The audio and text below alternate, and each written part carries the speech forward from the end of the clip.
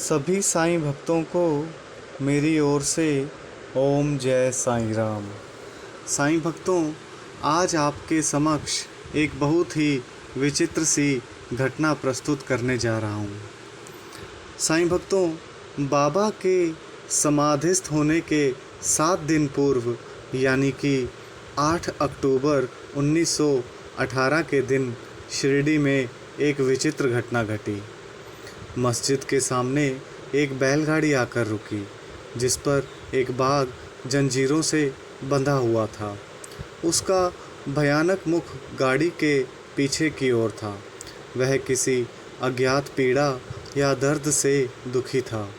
उसके पालक 3 दरवेश थे, जो एक गांव से दूसरे गांव में जाकर उसके नित्य प्रदर्शन करते और इस प्रकार यथेष्ट द्रव्य संचय करते थे, और यही उनके जीविकोपार्जन का एक साधन भी था।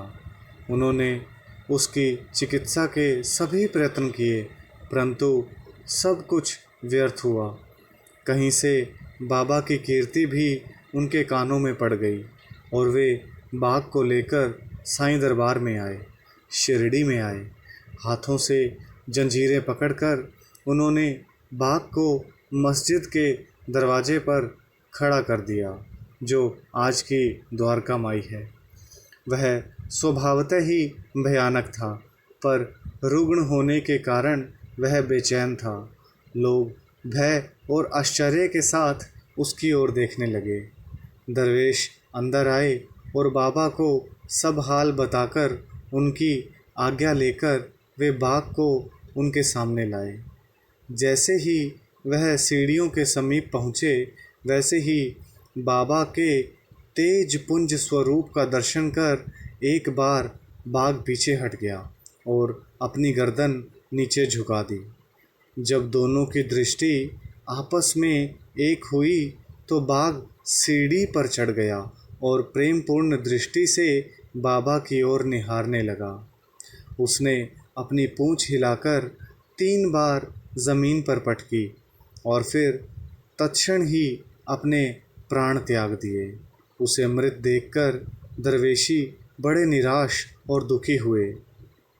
तत्पश्चात जब उन्हें बोध हुआ तो उन्होंने सोचा कि प्राणी रोगग्रस्त तो था ही और उसकी मृत्यु भी सन्निकट ही थी। चलो, उसके लिए अच्छा ही हुआ कि बाबा सरीखे महान संत के चरणों में उसे सद्गति प्राप्त हो गई।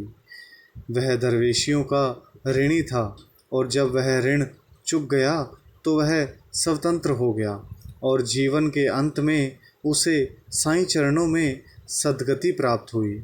जब कोई प्राणी संतों के चरणों पर अपना मस्तक रख कर प्राण त्याग दे तो उसकी मुक्ति हो जाती है।